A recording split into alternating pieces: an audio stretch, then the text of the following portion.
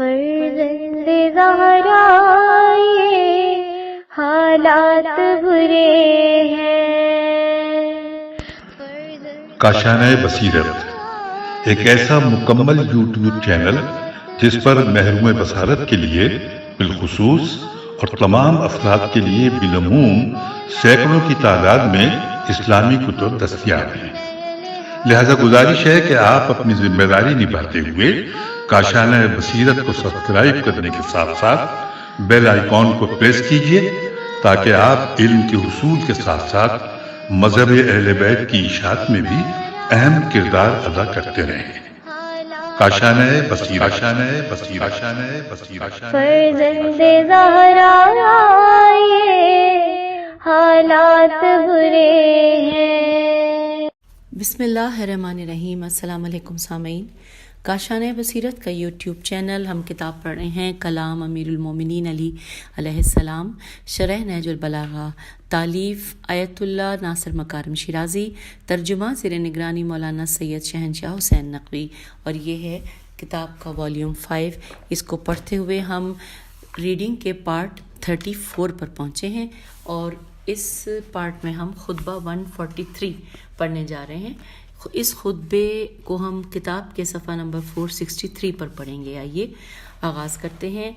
لکھا ہے کہ آپ علیہ السلام کے خطبے کا ایک حصہ طلب بارہ کے سلسلے میں ہے، اور یہ امام کا وہ خطبہ ہے جسے آپ علیہ السلام نے طلب باران رحمت کے سلسلے میں ارشاد فرمایا ہے، اور اس میں اس جانب توجہ دلوائی گئی ہے کہ جب کبھی لوگوں پر باران رحمت کا نزول رک جائے تو ان پر لازم ہے کہ بارگاہ رب العزت میں صدائے استغاثہ بلند کریں۔ اور آئیے اب خطبے کی سند پڑھتے ہیں۔ لکھا ہے کتاب مصادر نہج البلاغہ کی نقل کے مطابق یہ خطبہ کتاب اعلام النبوت دیلمی میں امام ششم کے توسط سے امام علی علیہ السلام سے منقول ہوا ہے، اور کتاب نہایت ابن اسیر میں اس خطبے کے آخر میں موجود لفظ بطنان بے توئے نون الف نون کی مناسبت سے بطن کے مادے میں ہونے والی بحث میں اس خطبے کی جانب اشارہ ہوا ہے۔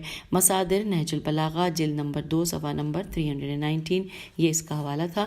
اس کے بعد لکھا ہے کہ بہار الانوار جلد 88 میں بھی یہ خطبہ کتاب اعلام النبوت دیلمی سے نقل کیا گیا ہے، لیکن یہ واضح نہیں ہے کہ دیلمی کون سی صدی کے مؤلف ہیں۔ اور اب آئیے خطبہ ایک نگاہ میں پڑھتے ہیں۔ لکھا ہے جیسا کہ عنوان سے آیا ہے کہ یہ خطبہ خداوند متعال سے طلب بارہ کے سلسلے میں ہے، اور یہ نہج البلاغہ میں طلب بارہ کے سلسلے میں مذکور خطبوں میں سے دوسرا خطبہ ہے۔ اس سلسلے کا پہلا خطبہ خطبہ 115 تھا۔ یہ خطبہ در حقیقت 3 حصوں پر مشتمل ہے۔ پہلا حصہ، اس میں یہ حقیقت بیان کی جا رہی ہے کہ زمین اور آسمان خدا کے مطیع و فرما بردار ہیں، اور جب جب وہ اپنا ارادہ ظاہر کرے یہ دونوں اپنی برکات سے انسانوں کو نوازتے ہیں۔ اس بنا پر اس عالم اسباب کے پیچھے موجود مسبب الاسباب کی جانب ہمہ وقت متوجہ رہنا چاہیے۔ دوسرا حصہ، اس میں یہ مطلب بیان کیا گیا ہے کہ لوگوں کے برے اعمال، معاصیت اور گناہ کے باعث انسانوں پر بحکم خدا خیرات و برکات کے دروازے بند کر دیے جاتے ہیں، اور ان دروازوں کے کھولنے کا واحد طریقہ بارگاہ الہی میں گناہوں سے استغفار اور اس کی جانب رجوع کرنا ہے۔ تیسرا حصہ، اس میں امام علیہ السلام نماز استسقاء کے آداب بتلاتے ہوئے بارگاہ الہی میں دستے نیاز اٹھاتے ہیں، اور بہت ہی دلنشین، مؤثر اور پرمانی الفاظ میں خداوند متعال سے رحمت کی بارش کے نزول کی التجا کرتے ہیں۔ برکت سے معمور ایسی بارش جو پیاسی زمین کو سیراب کر دے، درختوں کو پھلوں کی بہتات سے جھومنے پر مائل کر دے اور لوگوں کو خوش کر دے۔ آئیے ہم پیج 464 پر پہنچ گئے ہیں، اور خطبے کا پہلا حصہ پڑھتے ہیں۔ عربی کے الفاظ، کہاں سے سٹارٹ ہو کے کہاں ختم ہوا ہے خطبہ، آپ کی سماعتوں کی نظر۔ آغاز ہو رہا ہے اعلیٰ و ان الارض، اور ختم ہو رہا ہے مصالحکم فقامتا۔ ترجمہ، یاد رکھو کہ جو زمین تمہارا بوجھ اٹھائے ہوئے ہے اور یہ آسمان جو تم پر سایہ فگن ہے، دونوں تمہارے رب کے اطاعت گزار ہیں۔ یہ اپنی برکتوں سے اس لیے تمہیں مالا مال کر نہیں کرتے کہ ان کا دل تمہارے حال پر کڑتا ہے یا وہ تمہارا تقرب چاہتے ہیں یا کسی بھلائی کے تم سے امیدوار ہیں، بلکہ یہ تو تمہیں فائدے پہنچانے پر مامور ہیں جسے وہ بجا لاتے ہیں، اور انہیں تمہاری مصلحتوں کی حدود پر ٹھہرایا گیا ہے، چنانچہ وہ کھڑے ہوئے ہیں۔ Inverted comma close. شرح و تفسیر پڑھتے ہیں۔ لکھا ہے فقہ کی کتابوں میں جن اعمال کا تفصیلی ذکر آیا ہے ان میں سے ایک عمل نماز استسقاء بھی ہے، جس میں لوگ اللہ کی بارگاہ میں حاضر ہو کر اپنے گناہوں سے توبہ کرتے ہیں اور اس سے بارش کے نزول کی التجا کرتے ہیں۔ بارہا اس عمل کو بجا لایا گیا اور خدا کا لطف شامل حال بھی ہوا ہے۔ معلوم ہوتا ہے کہ جس زمانے میں امام علیہ السلام کوفے میں قیام پذیر تھے، اس دوران ایک خشک سالی کے موقع پر آپ نے لوگوں کو شہر سے باہر نماز استسقاء کے لیے بلایا اور اسی مناسبت سے یہ خطبہ ارشاد فرمایا، ایسا خطبہ جو توحید اور تربیت کے دروس سے بھرپور ہے۔ اس خطبے کے آغاز میں امام علیہ السلام لوگوں کو آمادہ کرنے اور ان کے وجود میں توحید اور یگانہ پرستی کی روح کو، جو کہ ہر خیر اور برکت کا سرچشمہ ہے، بیدار کرنے کی خاطر فرماتے ہیں کہ یاد رکھو کہ جو زمین تمہارا بوجھ اٹھائے ہوئے ہے اور یہ آسمان جو تم پر سایہ فگن ہے، دونوں تمہارے رب کے اطاعت گزار ہیں۔ امام سلسلہ کلام کو آگے بڑھاتے ہوئے فرماتے ہیں کہ یہ اپنی برکتوں سے اس لیے تمہیں مالا مال نہیں کرتے کہ ان کا دل تمہارے حال پر کڑتا ہے یا وہ تمہارا تقرب چاہتے ہیں یا کسی بھلائی کے تم سے امیدوار ہیں، بلکہ یہ تو تمہیں فائدے پہنچانے پر مامور ہیں جسے وہ بجا لاتے ہیں، اور انہیں تمہاری مصلحتوں کی حدود پر ٹھہرایا گیا ہے، چنانچہ وہ کھڑے ہوئے ہیں۔ Inverted comma close. اب یہاں پہ لفظ سما کہ جس کے مطلب بریکٹ میں آسمان لکھے ہیں، کہ سما کا لفظ بادلوں یا اس جگہ کی جانب اشارہ ہے جہاں بادل محو حرکت ہیں، کیونکہ اہل عرب سما کو اوپر کی جانب کے معنی میں استعمال کرتے ہیں۔ کبھی ستاروں کے مقام پر اس کا استعمال کرتے ہوئے کہتے ہیں کہ آسمان کے ستارے، اور کبھی سورج اور چاند کے مقام تو کبھی بادلوں کے مقام پر اطلاق کرتے ہیں، اور کبھی تو اس جگہ پر سما سین میم الف حمزہ کا اطلاق کرتے ہیں جہاں درختوں کی بلند ٹہنیاں ہوتی ہیں، جیسے کہ قرآن مجید میں آیا ہے سورہ ابراہیم آیت 24 ترجمہ کہ اس شجرہ طیبہ کی جڑ مضبوط ہے زمین میں اور اس کی ٹہنیاں آسمان میں لگی ہوئی ہیں۔ Inverted comma close. سورہ ابراہیم آیت 24۔ ہم آ گئے ہیں پیج 466 پر، پڑھنے جا رہے ہیں نکتہ، اور یہاں پر ہیڈنگ ہے کہ توحید و اخلاق کا ایک درس۔ امام علیہ السلام کا یہ کلام مبارک ایک اہم توحیدی اور اخلاقی درس پر مشتمل ہے۔ ایک طرف خداوند عالم نے زمین و آسمان کو تم انسانوں کی خدمت پر مامور کیا ہے، گویا آسمان ایک باپ کی مانند اور زمین ایک ماں کی مانند دونوں ہاتھوں میں ہاتھ ڈالے انسانوں کی غذا، پوشاک، دوا، رہائش اور سواری وغیرہ کے اعتبار سے تمام ضروریات کو پورا کرتے ہیں، اور اس سلسلے میں مطیع و نافرمان، مومن و کافر میں فرق روا نہیں رکھتے، کیونکہ یہ دونوں خدائے رحیم کی رحمانیت کا مظہر ہیں۔ نسلیں آتی ہیں اور چلی جاتی ہیں اور یہ دونوں خدمت کے سلسلے کو جاری رکھتے ہیں۔ دوسری جانب زمین و آسمان اپنی ان تمام خدمتوں اور برکتوں کے عوض انسانوں سے کسی قسم کے بدلے کی امید لگائے ہوئے نہیں ہیں، بلکہ مخلصانہ خدمت کرتے ہیں۔ اس میں انسانوں کے لیے ایک اہم درس ہے کہ وہ ضرورت مندوں کی خدمت کرتے وقت کسی بدلے کی آس نہ لگائیں۔ اور اب آئیے اس خطبے کا دوسرا حصہ کہاں سے کہاں تک ہے عربی میں آپ کی سماعتوں کی نظر۔ سٹارٹ ہوتا ہے ان اللہ یبتلی سے اور ختم ہو رہا ہے وبادرا منیت، اور آئیے اس کا ترجمہ پڑھتے ہیں۔ لکھا ہے البتہ اللہ سبحانہ بندوں کو اس کی بدعمالیوں کے وقت پھلوں کے کم کرنے، برکتوں کے روک لینے اور انعامات کے خزانوں کو بند کر دینے سے آزماتا ہے، تاکہ توبہ کرنے والا توبہ کرے، باز آنے والا باز آ جائے، نصیحت و عبرت حاصل کرنے والا نصیحت و بصیرت حاصل کرے، اور گناہوں سے رکنے والا رک جائے۔ اللہ تعالیٰ نے توبہ استغفار کو روزی کے اترنے کا سبب اور خلق پر رحم کھانے کا ذریعہ قرار دیا ہے۔ چنانچہ اس کا ارشاد ہے کہ اے پروردگار، کہ اپنے پروردگار سے توبہ استغفار کرو، بلا شبہ وہ بہت بخشنے والا ہے۔ وہی تم پر موسلادھار میں برساتا ہے اور مال و اولاد سے تمہیں سہارا دیتا ہے اور تمہارے لیے باغات اور نہریں قرار دیتا ہے۔ انورٹڈ کاما کلوز ہو گیا۔ ترجمہ مکمل ہوا۔ ہم پیج 467 پہ آ گئے۔ لکھا ہے خدا اس شخص پر رحم کرے جو توبہ کی طرف متوجہ ہو اور گناہوں سے ہاتھ اٹھائے اور موت سے پہلے نیک اعمال بجا لائے۔ انورٹڈ کاما اب یہاں پہ کلوز ہوا ہے۔ اچھا جی، اب چلتے ہیں شرح و تفسیر پڑھتے ہیں۔ لکھا ہے ہیڈنگ ہے گناہ بارش اور برکتوں کی کمی کا سبب ہے۔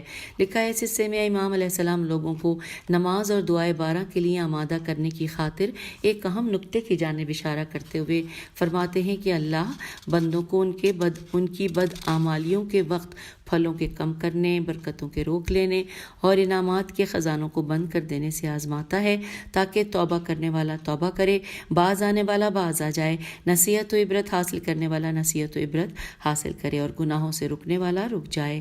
اس کے بعد امام علیہ السلام ایک ماہر طبیب کی مانند جو کہ درد کی تشخیص کے بعد علاج کا طریقہ بتاتا ہے، اس طرح فرما رہے ہیں کہ انورٹڈ کاما اللہ تعالیٰ نے توبہ استغفار کو روزی کے اترنے کا سبب اور خلق پر رحم کرنے کا ذریعہ قرار دیا ہے۔ چنانچہ ان کا ارشاد ہے کہ اپنے پروردگار سے توبہ استغفار کرو، بلا شبہ وہ بہت بخشنے والا ہے۔ وہی تم پر موسلادھار میں برساتا ہے اور مال و اولاد سے تمہیں سہارا دیتا ہے اور تمہارے لیے باغات اور نہریں قرار دیتا ہے۔ اب مکمل ہوا۔ یہاں پہ کلام پھر لکھا ہے کہ خطبے کے اختتام پر امام علیہ السلام اس طرح نتیجہ بیان فرماتے ہیں کہ خدا اس شخص پر رحم کرے جو توبہ کی طرف متوجہ ہو اور گناہوں سے ہاتھ اٹھائے اور موت سے پہلے نیک اعمال بجا لائے۔ Inverted comma close. جی ہاں، جب رحمت الہی کے دروازے گناہوں کی کثرت کے سبب بند ہو جائیں تو پھر کوئی اور چارہ نہیں ہے بجز اس کے کہ اس کی جانب لوٹیں اور توبہ و استغفار کے وسیلے سے رحمت کے بند دروازوں کو کھولنے کی التجا کریں۔ قابل توجہ بات یہ ہے کہ امام علیہ السلام اس مطلب کے اثبات کے لیے قرآن مجید کی موزوں ترین آیت سے استفادہ کرتے ہوئے استدلال کرتے ہیں۔ وہ آیت جو حضرت نوح علیہ السلام کی زبانی ان کی امت سے مخاطب قرار دیتے ہوئے کہتی ہے کہ خداوند غفار توبہ کرنے والوں کی توبہ قبول کرتا ہے، برکت سے معمور بارشیں ان پر برساتا ہے، انہیں مادی وسائل کے لحاظ سے خود کفیل بنا دیتا ہے اور پانی کی فراوانی کے ذریعے ان کی زراعت کو زرخیزی عطا کرتا ہے۔ اس کے بعد لکھا ہے کہ یہ جو جملہ ہے کہ بادرہ منیتا موت پر سبقت لے لے، یہ انورٹڈ بریکٹ میں اس کا مطلب لکھا ہے کہ موت پر سبقت لے لے۔ لکھا ہے کہ یہ جو جملہ ہے اس طرف اشارہ ہے کہ توبہ محض دنیاوی فوائد کے حصول کے لیے نہیں ہے، بلکہ اس کا اہم مقصد اخروی نجات ہے، اس لیے کہ اگر موت توبہ پر سبقت لے لے تو پھر ازالہ ممکن نہ ہو سکے گا، لیکن اگر توبہ اور اعمال صالح موت پر سبقت لے لیں تو جہان آخرت میں نجات کی کنجی انسان کی دسترس میں ہے۔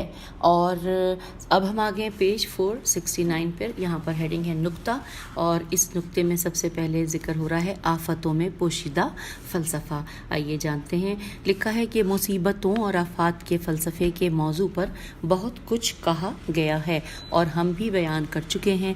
قرآنی آیات اور اسلامی روایات کی روح سے زندگی میں رونما ہونے والے سخت حوادث اور آفات کی علتوں میں سے ایک علت گناہوں سے آلودہ ہو جانا ہے۔ آیات اور روایات میں ان دونوں کے باہمی ربط کے بارے میں سیر حاصل بیانات آئے ہیں، یہاں تک کہ بعض روایات میں یہ بھی بتایا گیا ہے کہ کون سے گناہ کا کس قسم کی آفت کے ساتھ تعلق ہے، جیسے زنا، بے حیائی، شراب خوری، خرید و فروخت میں ڈنڈی مارنا، سود خوری اور قطع رحمی میں سے ہر ایک گناہ کسی نعمت کے سلب ہو جانے کا سبب بنتا ہے۔ ایک حدیث میں ہم پڑھتے ہیں کہ کتاب علی علیہ السلام میں ہے کہ پیغمبر اکرم صلی اللہ علیہ وآلہ وسلم نے فرمایا انورٹڈ کاما کہ جب زنا اور بے حیائی عام ہو جائے تو ناگہانی روحانی اموات زیادہ ہوا کریں گی۔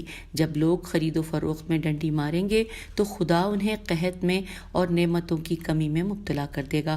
جب زکوٰۃ کی ادائیگی نہیں کی جائے گی تو زمین اپنی برکتیں روک دے گی، اور جب لوگ قطع رحمی کریں گے تو مال و دولت برے لوگوں کے ہاتھوں میں چلا جائے گا، اور جب لوگ امر بالمعروف اور نہی عن المنکر کو ترک کر دیں گے تو ان پر مفسد لوگ مسلط ہو جائیں گے، اور نیکوکاروں کے دعا کرنے کے باوجود ان کی دعائیں مستجاب نہیں ہوں گی۔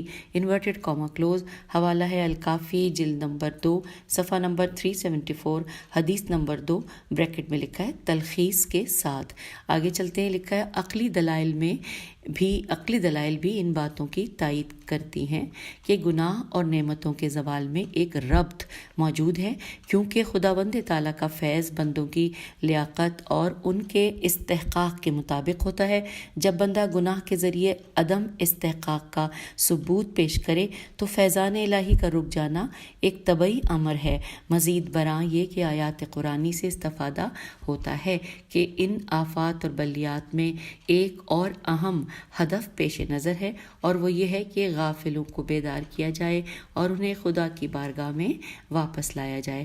قرآن کی بعض آیات سے استفادہ ہوتا ہے کہ جب بھی کوئی نبی یا پیغمبر کسی مشرک اور گناہ گار قوم میں مبعوث کیا جاتا ہے تو خداوند عالم ان پیغمبروں کی تبلیغ کے کارگر ثابت ہونے کی خاطر اس قوم کو مشکلات و مصائب سے دوچار کر دیتا ہے، جیسا کہ سورہ اعراف میں ارشاد ہوتا ہے۔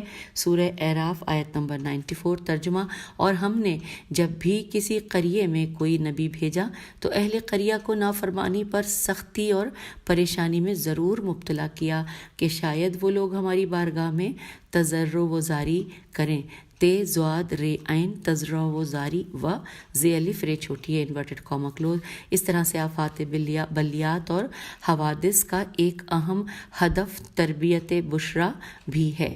بہرحال رحمت و برکات کے بند دروازوں کو کھولنے اور مصائب و آفات کی بپھری ہوئی موجوں کو پرسکون کرنے کا سوائے خدا کی طرف لوٹ جانے کے کوئی دوسرا راستہ نہیں ہے، جیسا کہ قرآن مجید میں ارشاد ہوتا ہے سورہ اعراف آیت نمبر 96 کہ انورٹڈ کاما کہ اگر اہل قریہ ایمان لے آتے اور تقوی اختیار کر لیتے تو ہم ان کے لیے زمین اور آسمان سے برکتوں کے دروازے کھول دیتے۔ سورہ اعراف آیت 96۔ آگے چلتے ہیں، دوسرے مقام پر ارشاد ہوتا ہے سورہ جن آیت نمبر 16، اور اگر یہ لوگ سب ہدایت کے راستے پر ہوتے تو ہم انہیں وافر پانی سے سیراب کرتے، انورٹڈ کاما کلوز۔ یہ تھی سورہ جن کی آیت نمبر 16 کا ہم نے ترجمہ پڑھا۔ اب لکھا ہے کہ حضرت امیر المومنین علی علیہ السلام کی ایک پرمعنی حدیث میں ہم پڑھتے ہیں کہ انورٹڈ کاما کہ ایک شخص امیر المومنین علیہ السلام کے پاس آیا اور عرض کی کہ مولا، میں نے بہت گناہ کیے ہیں، دعا کیجئے کہ خدا میرے گناہ بخش دے۔ امام نے فرمایا جاؤ جا کر استغفار کرو۔ دوسرا شخص آیا، اس نے عرض کی خدا کہ ہماری کھیتیاں پانی کی کمی کے باعث خشک ہو گئی ہیں، دعا فرمائیے کہ خدا بارش برسا دے۔ مولا نے فرمایا جاؤ جا کر استغفار کرو۔ تیسرا شخص آیا اور عرض کی کہ اے امیر المومنین علیہ السلام، میں فقیر اور لاچار ہوں، دعا فرمائیے کہ خدا مجھے غنی کر دے۔ تو امام علیہ السلام نے فرمایا کہ جاؤ جا کر استغفار کرو۔ چوتھا شخص آیا اور عرض کی کہ اے امیر المومنین، میرے پاس مال و دولت بہت ہے لیکن کوئی اولاد نہیں ہے، دعا کیجئے کہ خدا مجھے اولاد عطا کرے۔ تو امام علیہ السلام نے فرمایا کہ جاؤ جا کر استغفار کرو۔ پانچواں شخص آیا اور عرض کی اے سید الوسیجین، ہمارے باغوں میں پھل کم ہو گئے ہیں، دعا کیجئے کہ خدا ہمیں برکت دے اور زیادہ پھل نصیب ہوں۔ تو امام علیہ السلام نے اس سے فرمایا کہ جاؤ اور جا کر استغفار کرو۔ چھٹا شخص آیا اور عرض کی اے علی علیہ السلام، ہمارے علاقے میں چشمے اور نالے خشک ہو گئے ہیں، دعا کیجئے کہ ہمیں ان پریشانیوں سے ان سے نجات ملے۔ تو امام علیہ السلام نے فرمایا کہ جاؤ جا کر استغفار کرو۔ ابن عباس رضی اللہ جو کہ وہاں موجود تھے، انہیں تعجب ہوا اور عرض کی کہ یا امیر المومنین علیہ السلام، ان 6 اشخاص میں سے ہر ایک کی علیحدہ درخواست تھی، آپ نے سبھی کو ایک سا جواب دیا۔ تو امام علیہ السلام نے فرمایا کہ اے چچا کے بیٹے، کیا تم نے کلام خدا نہیں سنا؟ خداوند تعالیٰ فرماتا ہے پس میں نے ان سے کہا کہ اپنے پروردگار سے مغفرت کی دعا مانگو، بے شک وہ بڑا بخشنے والا ہے، اور تم پر آسمان سے موسلادھار پانی برسائے گا اور مال اور اولاد میں ترقی دے گا، اور تمہارے لیے باغ بنائے گا اور تمہارے لیے نہریں جاری کرے گا۔ اور اب اس کے یہاں پہ کچھ حوالات ہیں اس کے حوالے سے دیے ہوئے۔ تفسیر منہج الصادقین جلد نمبر 10 صفحہ نمبر 19 بریکٹ میں لکھا ہے تھوڑی تلخیص کے ساتھ، پھر لکھا ہے کہ یہی حدیث، اچھا جو پہلے حدیث یہی حدیث زیادہ اختصار کے ساتھ امام حسن مجتبیٰ علیہ السلام سے بھی روایت کی گئی ہے۔ بریکٹ پہ ہے مجمع البیان جلد نمبر 10 صفحہ نمبر 361۔ اور آئیے آگے چلتے ہیں۔ اب ہم اس خطبہ 43 کا تیسرا حصہ پڑھنے جا رہے ہیں۔ عربی میں کہاں سے کہاں تک ہے آپ کی سماعتوں کی نظر؟ اللہم انا خرجنا الیکا یہاں سے سٹارٹ ہوتا ہے اور ختم ہو رہا ہے الا ما تشاء قدیر۔ ترجمہ: بار الہ تیری رحمت کی خواہش کرتے ہوئے اور نعمتوں کی فراوانی چاہتے ہوئے اور تیرے عذاب و غضب سے ڈرتے ہوئے ہم پردوں اور گھروں کے گوشوں سے تیری طرف نکل کھڑے ہوئے ہیں، ایسے وقت میں کہ جب چوپائے چیخ رہے ہیں اور بچے چلا رہے ہیں۔ خدایا ہمیں بارش سے سیراب کر دے اور ہمیں مایوس نہ کر، اور خشک سالی سے ہمیں ہلاک نہ ہونے دے، اور ہم میں سے کچھ نادانوں کے کرتوت پر ہمیں اپنی گرفت میں نہ لے۔ اے رحم کرنے والوں میں بہت رحم کرنے والے، خدایا جب ہمیں سخت تنگیوں نے مضطرب اور بے چین کر دیا، اور قحط سالیوں نے بے بس کر دیا، اور شدید حاجت مندوں نے لاچار بنا ڈالا، اور منہ زور فتنوں کا ہم پہ تانتا بن گیا، تو ہم تیری جانب نکل پڑے ہیں اور گلے شکوے لے کر جو تجھ سے پوشیدہ ہیں۔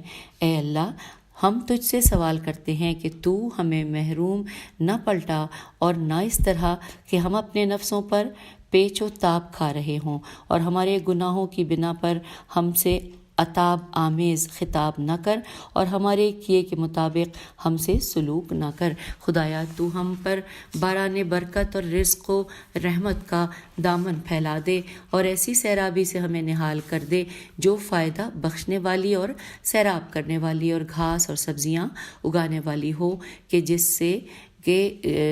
سے گئے گزرے ہوئے کھیتوں میں پھر سے رویدگی آ جائے، اور جو مردہ زمینوں میں حیات کی لہریں دوڑا دے، اور وہ ایسی سیرابی ہو جس کی تر و تازگی سر تا سر فائدہ مند اور چنے ہوئے پھلوں کے انبار لیے ہوئے ہو، جس سے تو ہموار زمین کو جل تھل بنا دے، اور ندی نالے بہا دے، اور درختوں کو برگ و بار سے سرسبز کر دے، اور نرخوں کو سستا کر دے۔ بلا شبہ تو جو چاہے اس پر قادر ہے۔ یہاں پر ترجمہ مکمل ہوا، انورٹڈ کاما کلوز۔ ہم پیج 473 پر ہے، شرح و تفسیر پڑھنے جا رہے ہیں۔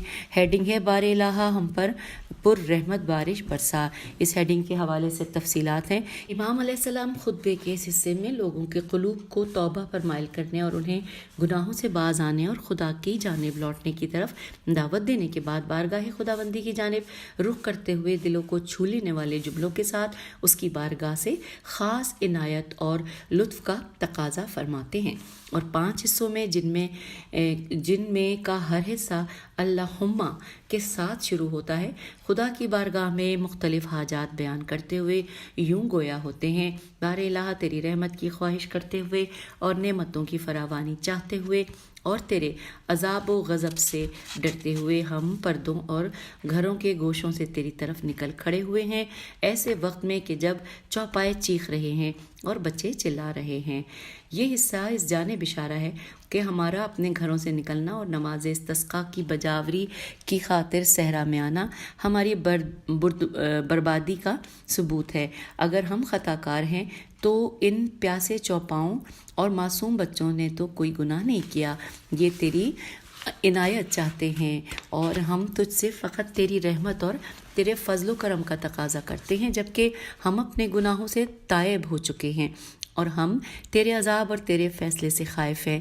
اسلامی روایات میں نماز استسقاء کے آداب کے سلسلے میں آیا ہے کہ یہاں تک کہ شیرخوار بچوں اور پیادہ جانوروں کو بھی اپنے ہمراہ بیابان میں لے جایا جائے، اور یہاں تک کہ یہ حکم بھی دیا گیا ہے کہ بچوں کو ان کی ماؤں سے جدا کر دو تاکہ ان کا گریہ دلوں کو موم کر دے اور افراد کی توجہ خدا کی بارگاہ کی جانب زیادہ سے زیادہ مرکوز ہو جائے۔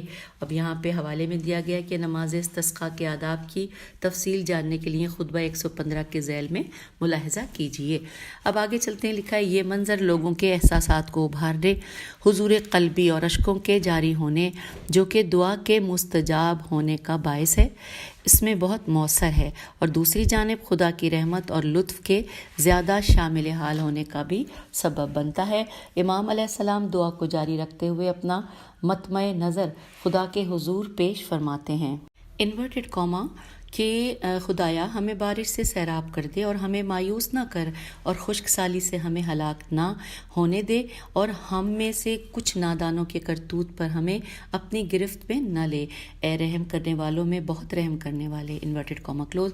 یہ حصہ اس جانب اشارہ ہے کہ اگرچہ نادانوں کے کرتوتوں کی بدولت تیرا فیضان رحمت رک گیا ہے، لیکن تو ہمارے ساتھ اپنے فضل و کرم کے ساتھ پیش آ، نہ کہ عدالت کے ساتھ، اس لیے کہ اگر عدالت کی بات بیچ میں آ گئی تو ہم کہیں کے نہ رہیں گے، اور اگر تیری رحمت بیچ میں آ جائے تو سبھی کا بھلا ہوگا، چونکہ دعا کے مستجاب ہونے کی ایک شرط یہ ہے کہ آدمی خدا کے حضور اپنے ضعف و ناتوانی کا اظہار کرے اور خدا کو قادر و توانا جانے۔ اس لیے آگے چل کر امام فرماتے ہیں کہ خدایا جب ہمیں سخت تنگیوں سے مضطرب اور بے چین کر دیا،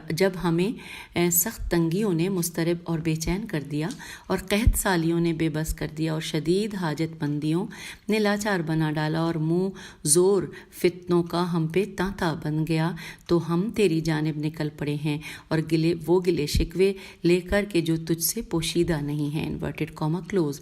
ان پرمانی عبارتوں میں مولا علیہ السلام سب سے پہلے اس نقطے کی جانب اشارہ فرماتے ہیں کہ اے اللہ، یہ جو ہم اپنی مشکلات اور حاجتوں کو ایک ایک کر کے تیری بارگاہ نیاز میں بیان کر رہے ہیں، اس کا ہرگز یہ مطلب نہیں ہے کہ تو ان سے آگاہ نہیں ہے، بلکہ تجھے تیرے بندوں کا اپنی حاجتوں کو اپنی زبانی بیان کرنا اور اپنی عاجزی کا اظہار کرنا پسند ہے۔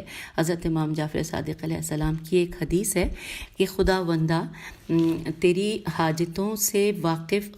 تعالیٰ تیری حاجتوں سے واقف ہے، لیکن وہ چاہتا ہے کہ تو خود اپنی زبانی اپنی حاجت بیان کرے، انورٹڈ کاما یہاں پر کلوز ہو گیا ہے۔ اور اس کے بعد آگے چلتے ہیں، لکھا ہے اس کے بعد اس دعا کے تسلسل میں حاجات کو دوسرے پیرائے میں بیان کرتے ہوئے عرض کرتے ہیں کہ اے اللہ، ہم تجھ سے سوال کرتے ہیں کہ تو ہمیں محروم نہ پلٹا، اور نہ اس طرح کہ ہم اپنے نفسوں پر پیچ و تاب کھا رہے ہوں، اور ہمارے گناہوں کی بنا پر ہم سے عتاب آمیز خطاب نہ کر، اور ہمارے کیے کے مطابق ہم سے سلوک نہ کر، انورٹڈ کاما یہاں کلوز ہو گیا۔ اور اب ہم آگے ہیں پیج نمبر 476 پر، لکھا ہے امام علیہ السلام کی دعا کا یہ حصہ اس جانب اشارہ کرتا ہے کہ اگر یہ طے ہو جائے کہ تو ہم سے ہمارے اعمال کے مطابق سلوک کرے گا تو پھر تو ہمارے لیے نجات کا کوئی راستہ پھر تو ہمارے نجات کے لیے کوئی راستہ نہیں رہے گا۔ ہماری تجھ سے یہ التجا ہے کہ تو ہم سے لطف و کرم کے ساتھ پیش آ اور ہمیں اپنے در سے خالی ہاتھ نہ لوٹا۔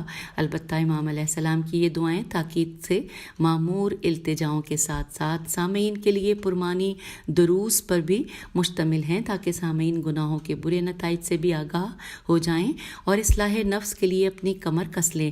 معصومین علیہ السلام سے مروی بہت سی دعاؤں میں تربیتی و اصلاحی نکات پائے جاتے ہیں۔ اس دعا، مناجات اور حاجات کے بیان کے اختتام پر امام علیہ السلام آخری التجا کو بیان کرتے ہوئے یوں فرماتے ہیں کہ خدایا تو ہم پر باران برکت اور رزق و رحمت کا دامن پھیلا دے اور ایسی سیرابی سے ہمیں نہال کر دے جو فائدہ بخشنے والی اور سیراب کرنے والی اور گھاس اور سبزیاں اگانے والی ہو، کہ جس سے گئے کھیتوں میں پھر سے رویدگی آ جائے اور جو مردہ زمینوں میں حیات کی لہریں دوڑا دے، وہ ایسی سیرابی ہو جس کی تر و تازگی سر تا سر فائدہ مند اور چنے ہوئے پھلوں کے انبار لیے ہوئے ہو، جس سے تو ہموار زمین کو جل تھل بنا دے اور ندی نالے بہا دے اور درختوں کو برگ و بار سے سرسبز کر دے اور نرخوں کو سستا کر دے۔ بلا شبہ تو جو چاہے اس پر قادر ہے۔ اور اب ہم پڑھنے جا رہے ہیں پیج 477 پر نقطہ، اس کی ہیڈنگ ہے صرف خدا سے مانگو۔ یہاں پر ایک سوال ہے اور اس کا ساتھ ساتھ جواب ہے۔ لکھا ہے تمام استسقاء اور اس کے آداب کے بارے میں خطبہ 115 کے ذیل میں کافی کچھ بیان کیا جا چکا ہے۔ یہاں ایک سوال پیش آتا ہے کہ امام علیہ السلام نے خدا کی بارگاہ میں بارش کا تقاضا کرتے وقت اس کے ضروری اوصاف کو کیوں بیان فرمایا؟ اس خطبے میں 9 اوصاف اور گزشتہ خطبے میں 20 اوصاف، جبکہ خداوند عالم ان تمام جزیات سے آگاہ ہے۔ ان اوصاف کے بیان کی کوئی حاجت نہیں تھی۔ جواب ہے کہ خداوند تعالیٰ سے حاجات طلب کرتے وقت تمام جزیات اور تفصیلات کو بیان کرنے کا مقصد یہ بتلانا ہے کہ لوگوں کو چاہیے کہ جو بھی مانگنا ہو خدا ہی سے مانگے، اس لیے کہ دعا اس بات کی نشاندہی کرتی ہے کہ بندے کس حد تک اس کے محتاج ہیں، اور یہ چیز خدا کے ساتھ بندے کے عشق اور تعلق کو مہمیز کر دیتی ہے اور مہمیز دیتی ہے۔ دوسری طرف لوگ یہ بھی جان لیں کہ ایک نفع بخش بارش کس حد تک حیات بخش ہے اور وسیع اثرات کی حامل ہوتی ہے اور اپنے ساتھ کتنی ساری برکتیں لاتی ہے۔ تو سامعین، پیج 477 پر ہم خطبہ 143 کو مکمل پڑھ چکے ہیں۔ اب آپ سے اجازت چاہیں گے، اگلی نشست میں خطبہ 144 کو ہم پڑھیں گے انشاءاللہ۔ اجازت دیجیے، خدا حافظ، فی امان اللہ۔